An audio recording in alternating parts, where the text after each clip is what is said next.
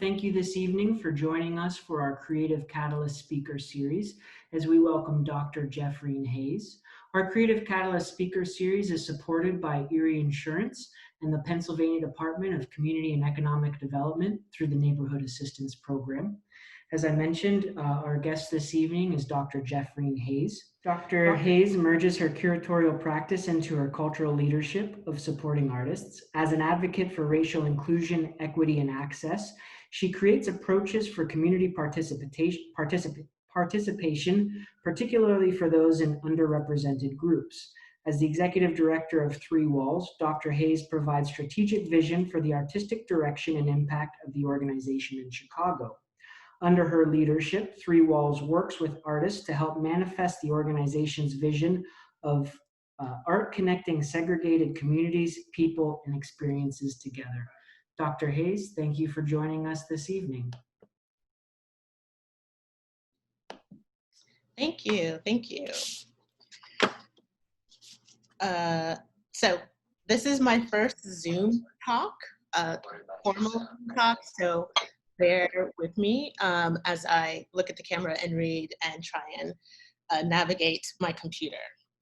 So thank you to Patrick Fisher for inviting me to be part of the Creative Catalyst series. It's always lovely to get an invitation to kind of share your work, thoughts, and vision.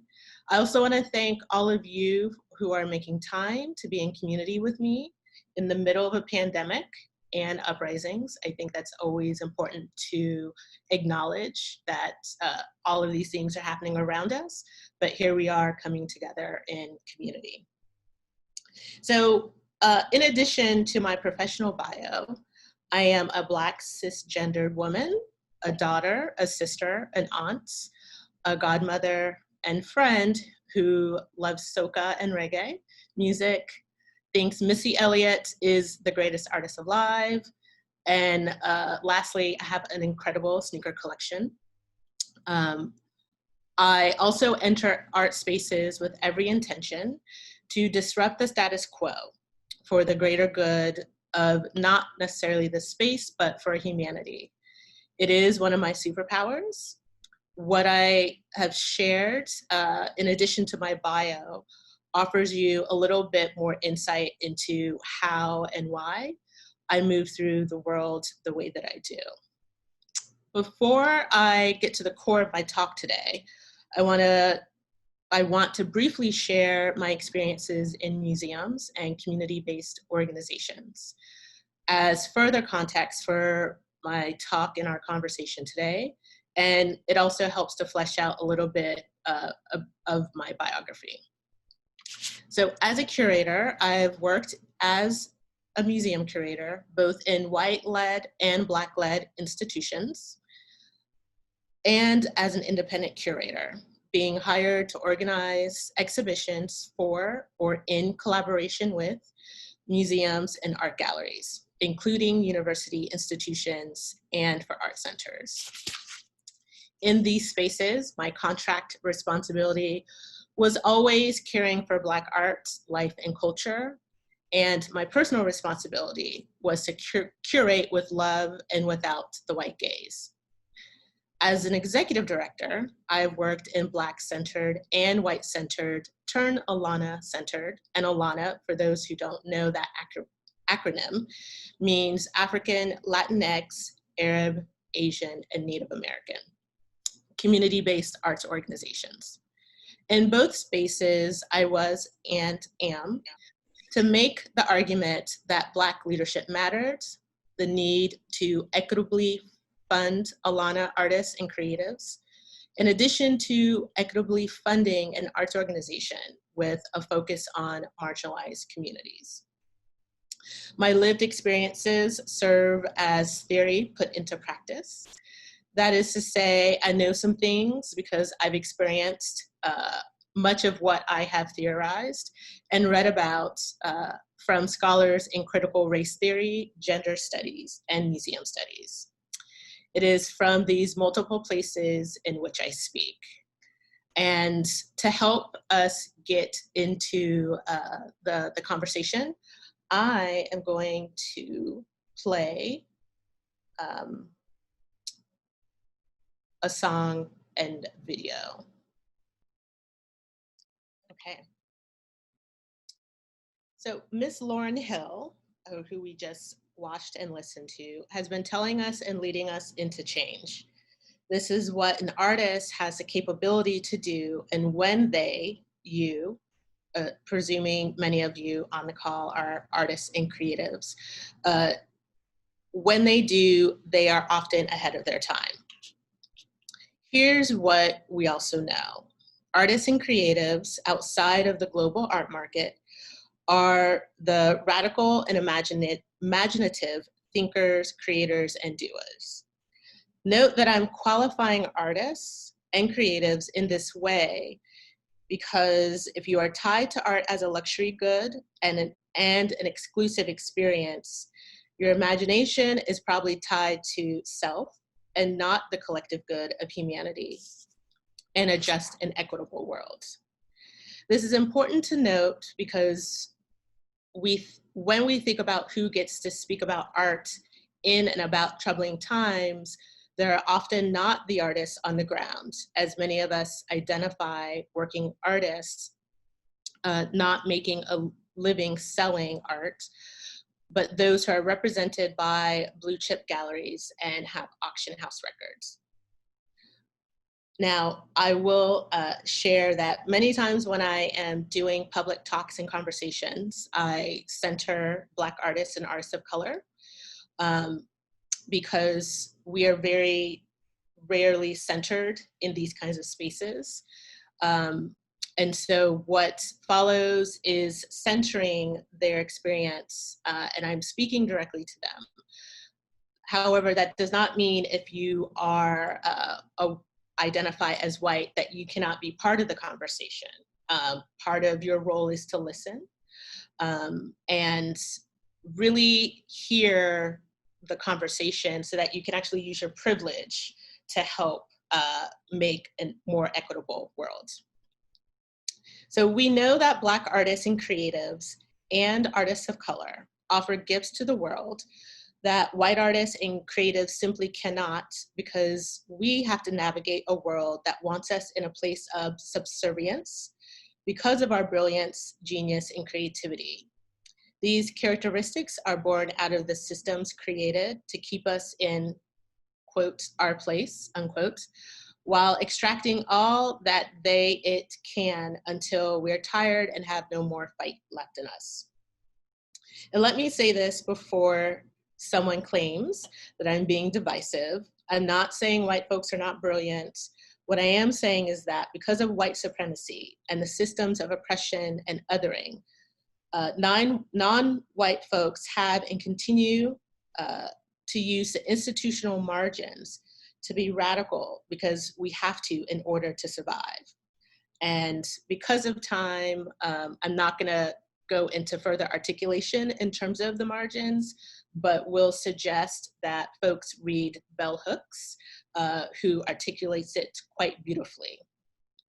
So even with all that we know, we are painfully aware that there are inequities in the art and culture fields that exist along systemic racism and white supremacy. From this position, how are we supposed to survive and thrive and work in the work that we are called to do, that we're here to fulfill our purpose? We must state not only the inequities, but also articulate the nuances within them. We must be clear on our values and not sell them and ourselves for exposure, because we know that money never equals your value. We must be fearless and lean on our radical imagination. With the list being really long in terms of inequities, and one that is intertwined, today I'm just going to focus on 3 modes of inequities from my work.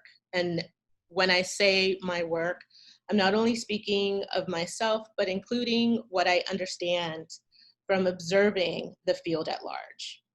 So the 3 inequities as it relates to Black artists and creatives, as well as artists of color, I'm gonna kind of hope to flesh out further in conversation with all of you, are representation, practice opportunities, and imagination. Some of these do not typically show up in the conversations around inequities, because oftentimes when we're talking about these issues, we tend to talk about them on the surface rather than in depth, or the overarching inequities without the subtleties. So the first is representation. This issue is as old as time and deserves its own conversation because of the complexities within and about representation. We understand that it is important, but it is not the end-all be-all. We know that there are not enough Black people and people of color representing the breadth of humans, artistic and creative expressions in decision-making positions, in creative positions and public collections, and with public commissions, and the list can go on and on. And when there are individuals in these positions and spaces, they are usually a token, which is a symbolic gesture, and sometimes not the most radical in politics, creativity, or action.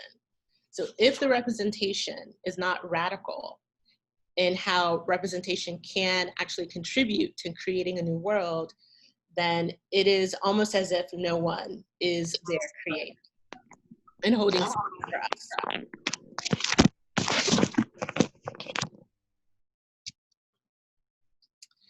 us. If that representation is not willing to put their privilege and access on the line, is it truly transformative?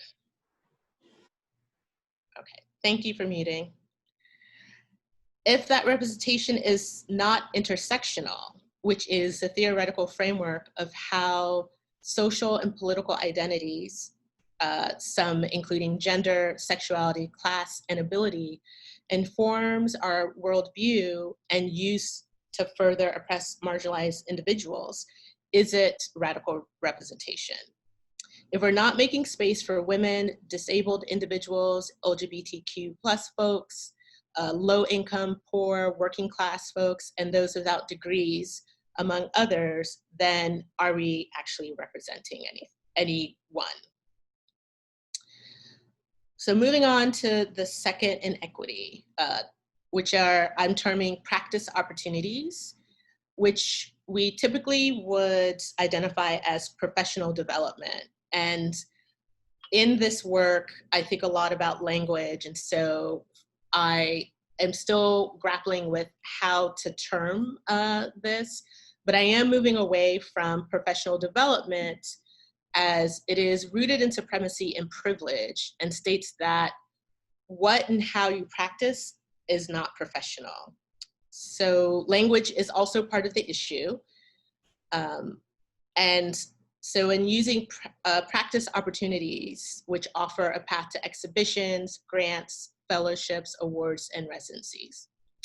Opportunities to receive these, sometimes life-changing support, are difficult to receive because of bias and connects back to representation. So who's making the decisions, who's nominating, who's selecting, who's curating? What are the proposal or application processes? What are the questions? Are the requests in the call accessible and equitable? And in what forms of response can you submit your proposal? So as I offer these questions and thoughts, I'm deeply aware that a significant barrier to growing your practice is funding and how it is allocated. It is a web that is often spun to keep those who do not subscribe to whiteness, and it being the arbiter of excellence, culture, and cutting edge. While this is slowly changing in philanthropy, it continues to be a problem, particularly when we see the same individuals and institutions receiving opportunities, grants, awards, and prizes. Those who need the support are not afforded access to grow. Much of this is connected to pedigree as a defining characteristic, which connects to who is an artist, and what constitutes art. The third and last inequity is imagination. Now, it's important to acknowledge how imagination, and particularly radical imagination, is being co-opted and marketed by our field as a new revelation to justice. The same field that does everything it can to either extract for their own purpose or beat it out of you until what you do conforms to the status quo. Imagination and dreaming in the arts and culture field has been reserved for whiteness. It is the lens at large through which our art, creativity, and existence has been defined and valued. Radicalness, alternative, and cutting edge, as it relates to the field, has also been defined through the lens of white supremacy. So Black artists and artists of color who create outside of the status quo and approach their work in alternative ways are rarely rewarded for their imagination. So take a minute to think about the art and artists who are supposed to represent our deepest and most creative, and who gets identified as such by the field. I'm sure we're all thinking of the same names and works and how the work begins to look alike, or the art no longer pushes the boundaries of possibilities. When you see the same kind of art being deemed the epitome of our art making, you might wonder, where's the place for your imagination? And in this thinking, you might decide to play the game and step out of your purpose to follow the status quo. This is the most damaging effect that inequity has on us. So I'm switching back to sharing and another song. I typically include music when I talk or have these kinds of programs because I'm also inspired by music and it helps me think and all of that good stuff. And we could all use sometimes a musical interlude. All right, so we're gonna end with Missy.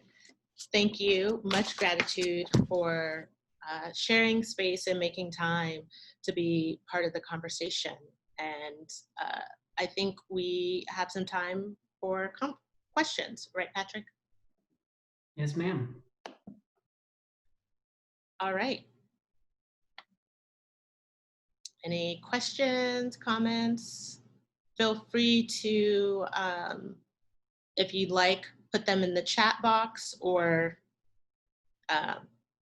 we'll unmute your mic. I'll lead with a question. You had mentioned about artists having a seat at the table in policy reform and designing of cities.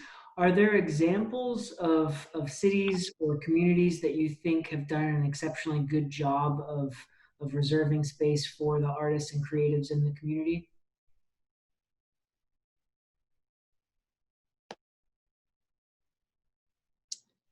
So I think, you know, I'm in Chicago, I'm based in Chicago, and I do think Chicago is on its way to being that. I think it depends on who's leading and what that conversation is. I think there's a lot of movement happening in Boston where I guess the Department of Cultural Affairs, their city arts agency, is intentionally collaborating with artists and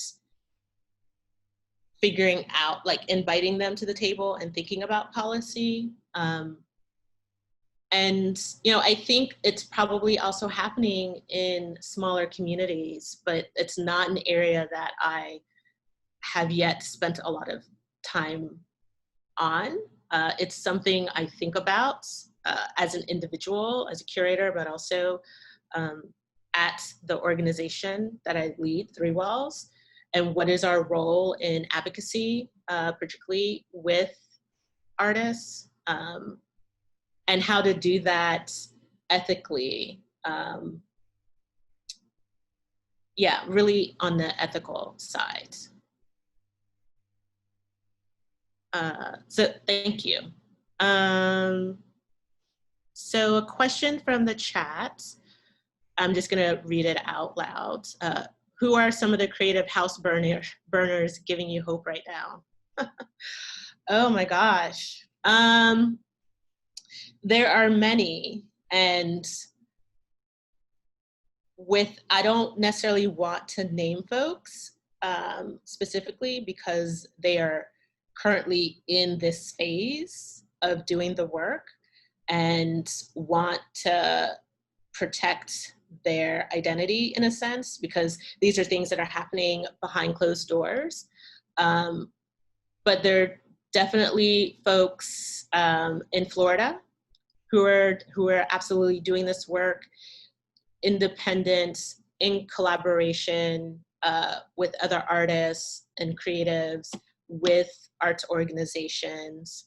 I'm really hopeful, particularly with artists who are now fully recognizing that someone like me who leads an organization supporting artists, as well as an independent curator, really can't do my work without them, and cannot do that work without thinking about care and being equitable. So there are many, but because we're in this moment and they're literally burning the houses, I don't want to name any specifically, but I am very hopeful and very excited and happily lend my support to their cause. Thank you for the question, Matthew. The next question from Ashley is, how do you suggest communicating the impact of social justice? Ashley finds many don't see the tangible importance of art's relationship with policy and change. That's a really good question. And it's very difficult to communicate that impact. I can share from my perspective and experience at Three Walls.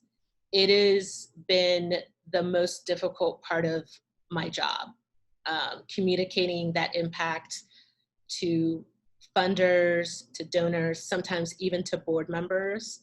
And how I've been able to combat that or counter that is to simply tell folks that while I can write it, you won't really understand it until you experience it.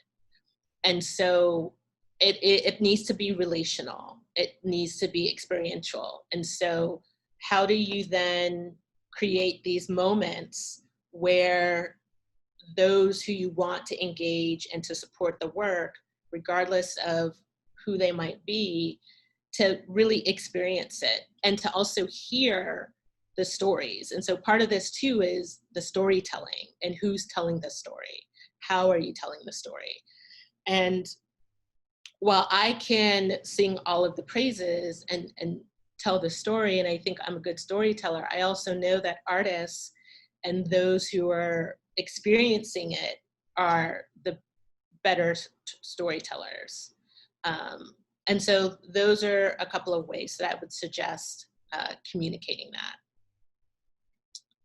Next question is, it's a comment from Brittany, or it is also a question.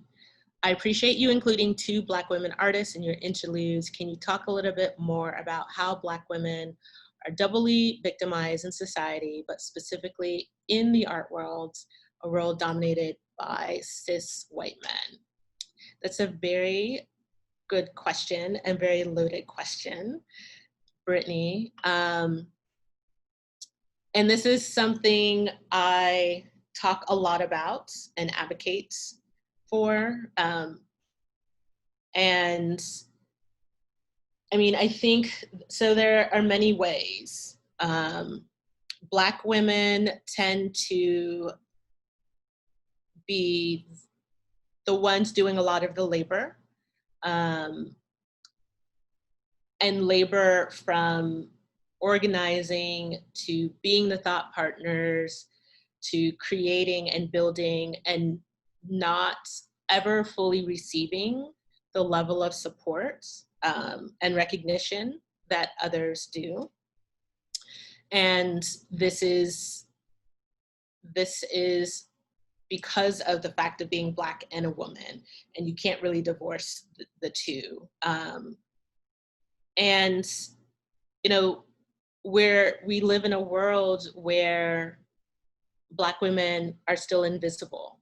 And I think a lot about that in terms of the curatorial projects I've done and the kind of curatorial projects I'm committed to doing in the future, which is really centering Black women artists and curating exhibitions and documenting their work in publications.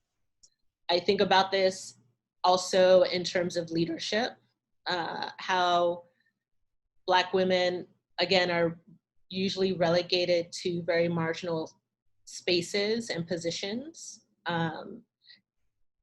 And if they are in leadership, similar to myself, they are often the cleanup women. They come into an organization to clean up a mess, and never getting paid equitably in terms of that. Also not getting the credit for kind of righting the ship. And also aren't necessarily listened to. I deal with a lot of misogynoir as a woman in leadership as well as a curator. And it can be quite demoralizing. And it's not something that, you know, men, regardless of racial background, necessarily have to deal, they don't have to deal with that. So those are a few. I could go on and on, but I'm not going to do that. But thank you, Brittany, for that question. From George's iPad, can you expand how one might effectively resist the co-option of imagination for want or better word, corporations, excuse me? That's a great question. And I don't know that I have a good answer.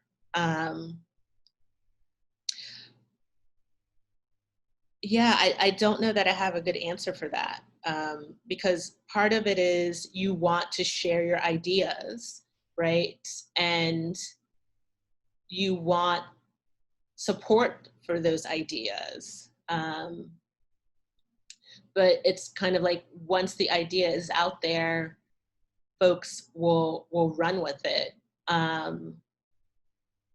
think part of it then is to be that much more intentional about what it is, who you're sharing it with. I don't think we can necessarily protect it because we are in a capitalist society. But it's a good question and one I'd have to really think more about.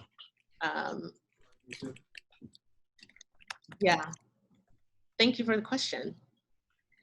And the last question, next question is, what are you currently reading? I am reading quite a bit these days. So I am reading Saidiya Hartman's Wayward Lives, Beautiful Experiments, which is a really beautiful book, kind of looking at archives, photo archives of so far what the focus has been on these anonymous Black women, these photographs, and Saidiya Hartman kind of crafting a narrative, a story. And I think it's a really interesting way to think about how archives are not neutral, to kind of adopt the term museums are not neutral, and how, again, Black women's lives tend to go into the ether. And so I'm in the middle of that book right now. I'm also rereading Bell Hooks, Art on My Mind, Visual Politics. Also reading an edited book called Black Spaces and the Politics of, Black Geographies and the Politics of, I believe it's Space, by Catherine McKittrick, which is also really interesting to think about how we can use geography and space to flesh out the conversations about race. And so I'll end with those. I'm in a space of reading because now I have some more time, but also to write some essays. Thank you for the question. And the last question is, how do you imagine the art world to be shaped by up-and-coming Black artists? So that's a good question, and I think it's a complicated one. But what I can say is, as I think about Black artists who are not inside the mainstream, aren't necessarily looking to have that grand museum show and to have gallery representation, I actually do think we're in this moment where Black artists who are on the ground making art in the way that they do, that is not necessarily connected to capitalism and the market, is going to shape how we begin to really talk about what the possibilities are and expand the conversation about the art world, because then it becomes art worlds versus the singular. And it's kind of along the lines, I think, of what we term self-taught artists or intuitive artists who are making and doing because they're called to. I think we will have artists who truly do incorporate community and racial justice and social justice issues more into their practice. The flip side of that is, as that is happening, we also know that philanthropy is now responding to this in the art world. And so how does that shift what's happening, particularly with Black artists who have always been doing this work?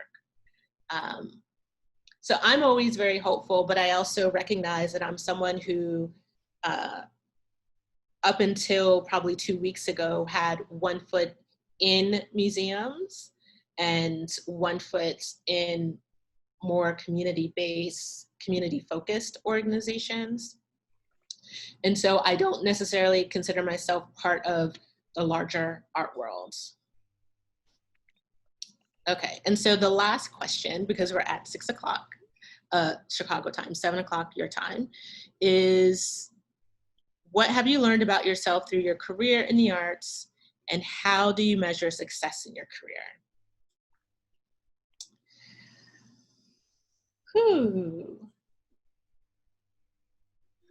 You know, what I have learned, I've learned that I have a very strong voice and I have a very loud voice.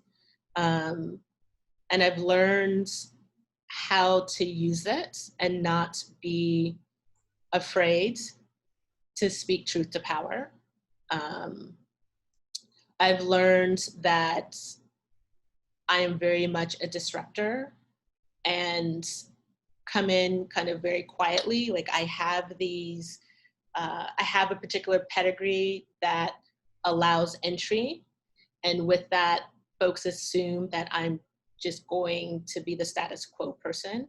And I've learned to use that to my advantage to, as some folks say, shake the table.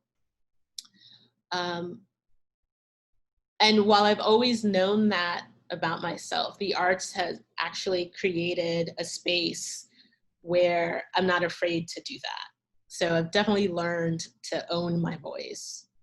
And then how do I measure success? I mean, for me, the biggest success is how folks respond to my work. I don't measure it by how many exhibitions I've done, where I've done exhibitions. I haven't measured it by awards. It really is about the people. And regular folk.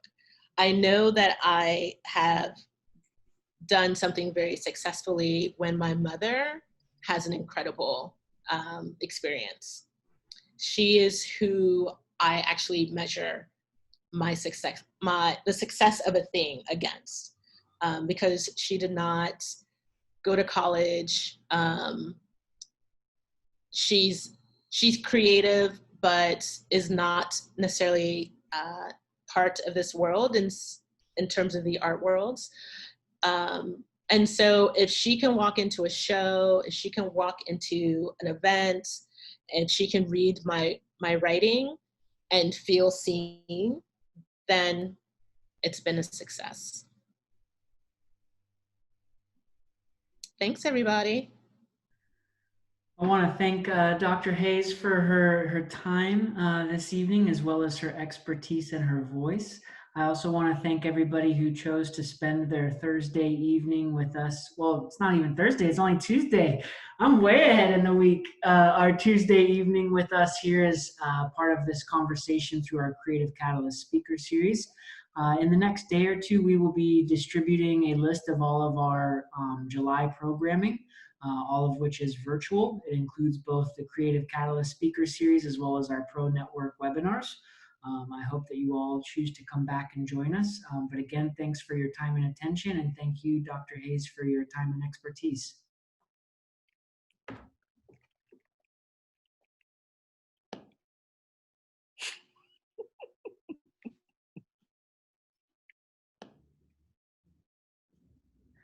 I don't want to end the meeting yet because we have all these chat notifications coming through.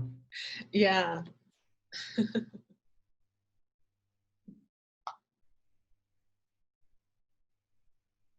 All right, that seems like the last one. I'm going to go ahead and end it now.